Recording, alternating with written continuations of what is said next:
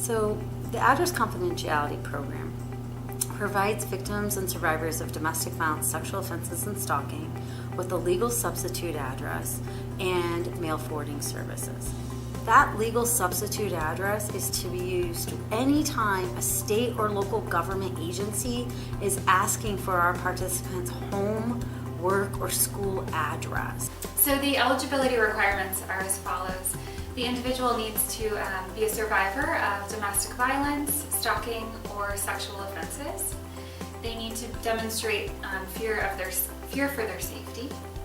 They need to provide some sort of documentation of their victimization, and they need to have relocated to a new address unknown to the perpetrator within 90 days, or have plans to relocate in the near future to a new address. The Address Confidentiality Program helps participants who are enrolled in our program by keeping their actual location confidential.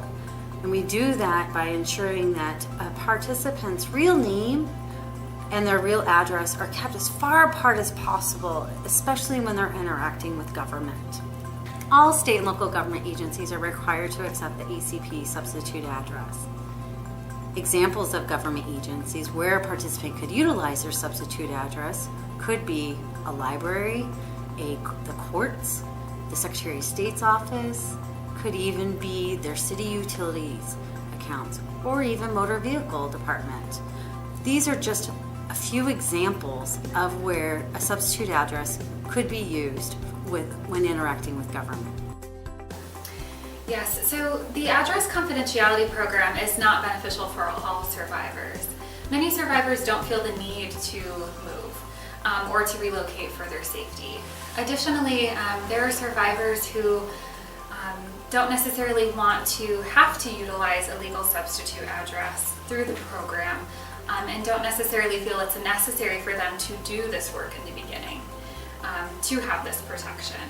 Additionally, and most importantly, the Address Confidentiality Program is not a witness protection program.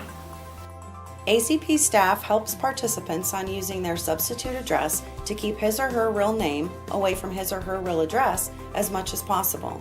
When schools or other governmental agencies need to send paperwork or documents to the participant, they address the envelope in the participant's name with their substitute address. Once our staff receives the mail, it is sorted and forwarded to the participant's real confidential location. Hi, I'm Secretary of State Michele Reagan. Victims and survivors of domestic violence, sexual assault, and stalking are often harassed long after leaving the abusive situation. If you are a survivor of one of these crimes, the Address Confidentiality Program may be able to help keep you and your family safe. For more information about ACP, please call 602-542-1653 or their website azsos.gov.